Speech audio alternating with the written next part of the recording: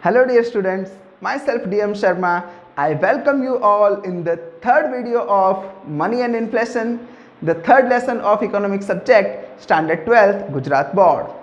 Friends, if you still have not subscribed my channel, then what are you waiting for?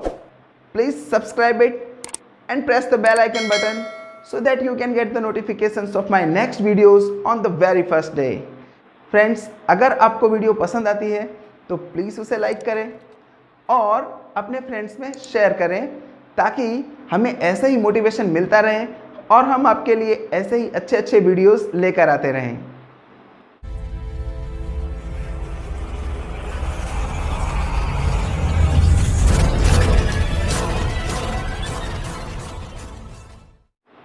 Friends, in the last video we have studied about origin and development of money, functions of money and types of money.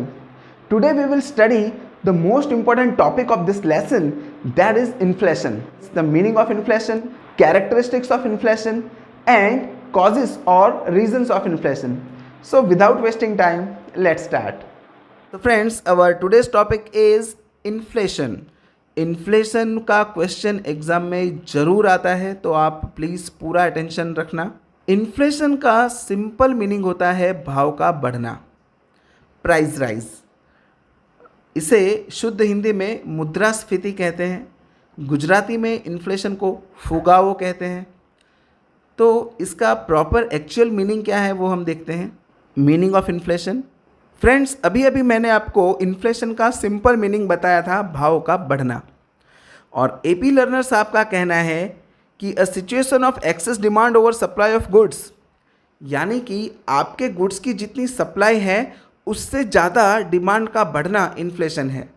तो indirectly learner साहब भी वही बात कह रहे हैं कि अगर मार्केट में किसी चीज़ का एक लिमिटेड स्टॉक अवेलेबल है और उसे खरीदने की जो डिमांड है लोगों की वो काफ़ी ज़्यादा है, तो दुकानदार क्या करेगा? भाव बढ़ाएगा। फॉर एग्ज़ाम्पल, मार्केट के अंदर 12th स्टैंडर्ड इकोनॉमिक्स की सिर्फ 10 बुक्स अवेलेबल हैं। अब उन 10 बुक्स को खरीदने के लिए 100 स्टूडेंट्स लाइन में लगे हुए हैं, तो दुकान वाला क्या करेगा? बुक का भाव बढ़ा देगा। तो जब भी सप्लाई से ज़्यादा डिमांड होती है तो भाव बढ़ जाते हैं। तो लर्नर साहब भी इनडायरेक्टली यही कह रहे हैं कि इन्फ्लेशन मतलब rise in price. Second definition, friends, Pigou साहब का कहना है कि inflation is said to occur when monetary income rises faster than the real income, यानी कि वास्तविक आवक से जब मॉनेटरी आवक बढ़ जाती है तब इन्फ्लेशन क्रिएट होता है। वास्तविक आवक का मतलब पूरे देश की रियल इनकम, यानी अगर पूरे देश में मनी की क्वांटिटी बढ़ती है और उसकी असर से हमारे पास भी अगर मनी की क्वांटिटी बढ़ती है तो इन्फ्लेशन क्रिएट नहीं होता। लेकिन देश में जो पैसों की स्थिति है वो सेम है, किसी रीज़न से हमारे पास जो मनी है उसकी क्वांटिटी अगर बढ़ जाए तो हमारी डिमांड्स ऑटोमेटिकली बढ़ जाती हैं। तो ऐसे ही किसी पर्टिकुलर सोसाइटी में अगर पैसे की क्वांटिटी बढ़ जाए तो उस पर्टिकुलर सोसाइटी के लोगों की खरीद शक्ति अचानक से बढ़ जाती है, और जब लोगों की खरीद शक्ति बढ़ती है तो उनकी डिमांड ज़रूरत से ज़्यादा बढ़ने लगती है, और जब डिमांड बढ़ती है तो प्राइस बढ़ जाते हैं, और प्राइसेस का बढ़ना मतलब इन्फ्लेशन का आना। The next topic, characteristics of inflation. So the first characteristic is constant rise in price levels, यानी कि चीज़ वस्तुओं के भाव में कॉन्स्टेंट वृद्धि होती रहती है, उनका भाव कांस्टेंट बढ़ता रहता है। दूसरी विशेषता, price rise in the all sectors of economy, किसी एकाध चीज़ या एकाध फील्ड में नहीं, पूरे इकोनॉमी के हर एक सेक्टर में आपको प्राइस राइज देखने को मिलता है। थर्ड, परचेजिंग पावर डिक्रीजेस, जब भी इन्फ्लेशन की परिस्थिति आती है उस वक्त लोगों की खरीद शक्ति घट जाती है, यानी कि पैसे की वैल्यू वहाँ पर कम हो जाती है। And the fourth, the rise in price level after full employment is inflation, यानी फुल एम्प्लॉयमेंट के बावजूद, यानी आपके फैक्टर्स ऑफ प्रोडक्शन है उनका फुल एम्प्लॉयमेंट होने के बावजूद अगर आपके प्राइस लेवल में इंक्रीज़ होता है तो वो इन्फ्लेशन की परिस्थिति मानी जाती है। फ्रेंड्स, यहाँ आपको एक और इन्फ्लेशन के बारे में जानकारी देना चाहूँगा. Please note down this note. When government has kept control over and suppresses increase in price level via rules, law and subsidies, it is called suppressed inflation. ये एक ऐसा इन्फ्लेशन है कि जिसके आने के कारण गरीबों की हेल्प करने के लिए गवर्नमेंट रूल्स, लॉज या सब्सिडीज़ के थ्रू उनके लिए कुछ राहत का कार्य करती है, कुछ ऐसे रूल्स बनाती है. फॉर एग्ज़ाम्पल आपने देखा होगा रेशनिंग कार्ड पर गरीब लोगों को 2 रुपये किलो, 3 रुपये किलो चावल गेहूँ अवेलेबल होते हैं. गैस सिलेंडर पर गवर्नमेंट सब्सिडी देती है. तो ऐसे कुछ बढ़े हुए भाव को गवर्नमेंट अपने रूल्स या लॉज के द्वारा कंट्रोल में लाती है. यानी ये एक ऐसा इन्फ्लेशन है जिसे गवर्नमेंट दबाने की कोशिश करती है, सप्रेस करने की कोशिश करती है. इसीलिए इस टाइप के इन्फ्लेशन को हम सप्रेस्ड इन्फ्लेशन कहते हैं. So now friends, the most IMP topic 5 mark के क्वेश्चन के लिए सबसे इम्पोर्टेंट अगर कोई टॉपिक है तो वो यही है, causes of inflation. So I have tried to explain these causes with the help of this chart. आप देख सकते हैं इस चार्ट के थ्रू आप easily causes of inflation के पॉइंट समझ सकते हैं. Basically there are 3 causes. First, increase in demand. Second, increase in cost of production. And third, other reasons. तो increase in demand के 3 सब causes भी हैं. यानी इंक्रीज़ इन डिमांड से किस तरीके से इन्फ्लेशन क्रिएट होता है उसके ये 3 पॉइंट्स हैं. और अदर रीजंस के भी आप यहाँ पर अलग अलग ये 3 पॉइंट्स देख सकते हैं. हम 1 बाय 1 इन्हें समझेंगे. So first of all we will see increase in demand. तो फ्रेंड्स, हमें ये पता है कि जब डिमांड इंक्रीज़ होती है तब इन्फ्लेशन क्रिएट होता है. लेकिन डिमांड क्यों इंक्रीज़ होती है, डिमांड किन रीज़न से इंक्रीज़ होती है, उसके ये 3 कारण हैं. So the first reason of increase in demand is increase in supply of money. यानी अगर किसी इंडिविजुअल के पास मनी की सप्लाई बढ़ जाती है, उसके पास अगर पैसा बढ़ जाता है तो उसकी खरीद शक्ति बढ़ती है, उसकी परचेस पावर बढ़ जाती है.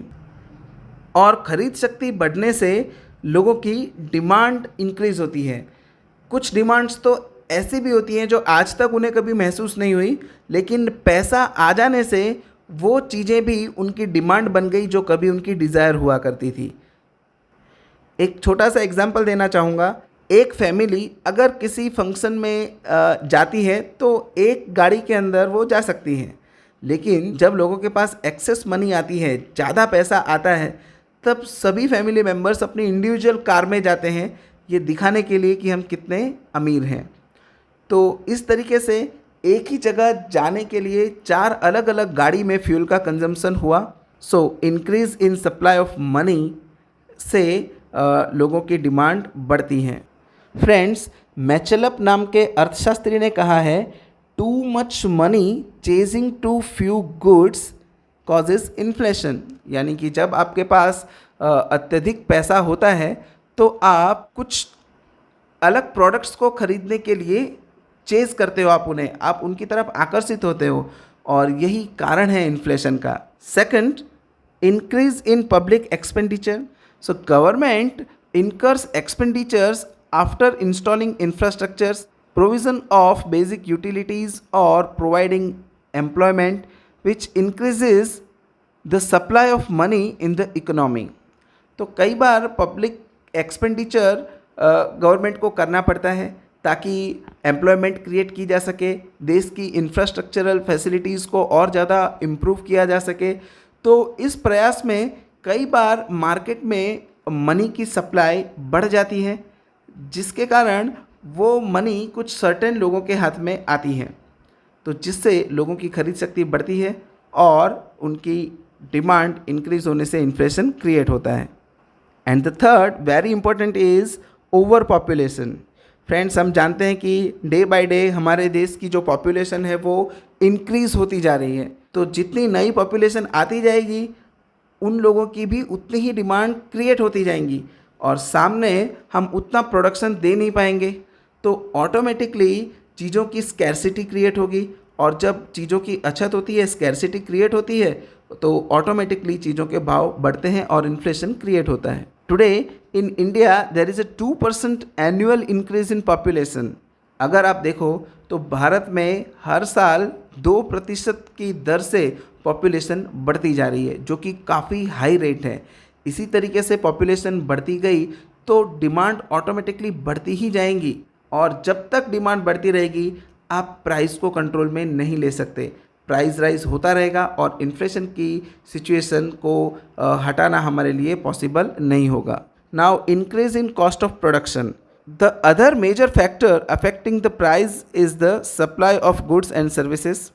Supply oriented economists believe that when there is an increase in production cost, there is an increase in its price.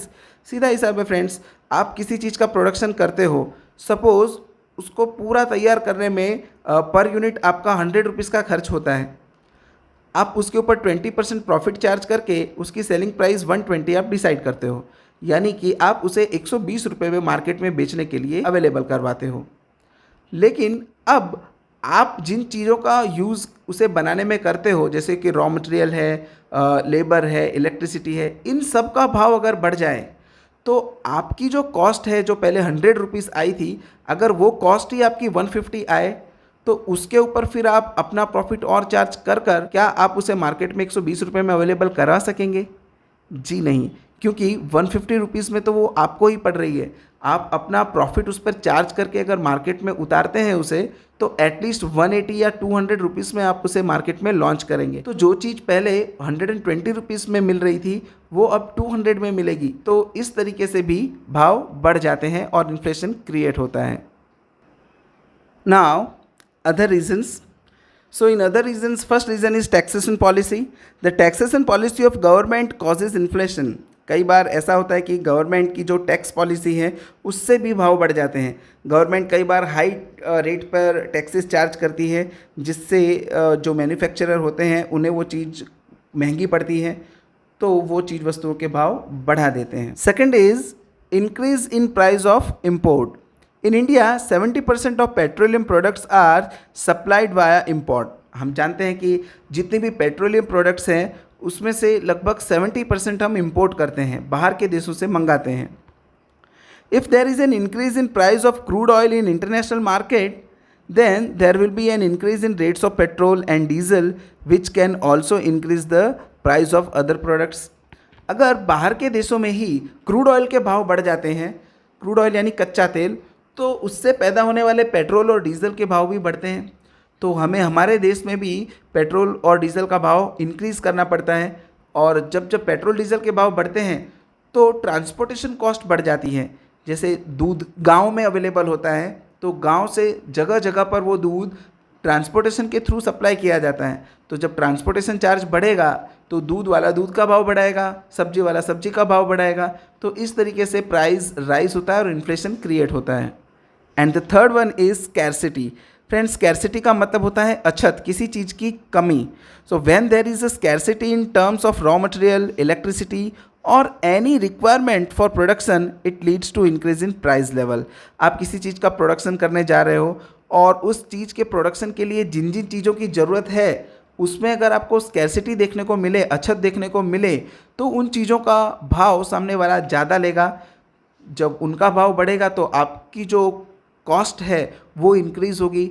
जब आपकी कॉस्ट इंक्रीज़ होगी तो प्रॉफिट चार्ज करने के बाद आपकी सेलिंग प्राइस ऑटोमेटिकली ज़्यादा आएगी, तो भाव इस तरीके से भी बढ़ते हैं। So friends, today we stop here. From my side this lesson is completed. If you have any doubt, you can ask me in the comment section. I will make another video for you. अगर आपको video पसंद आई हो तो please उसे like करिए, अपने friends में share करिए और कमेंट्स करिए, ताकि आपके सजेशंस से हम अपने आप को और इम्प्रूव कर सकें और आपके लिए अच्छे अच्छे वीडियोस और इजी वे में लेकर आ सकें। सो बहुत जल्द आपसे मुलाकात होगी। Till then keep study and stay at home. Good bye.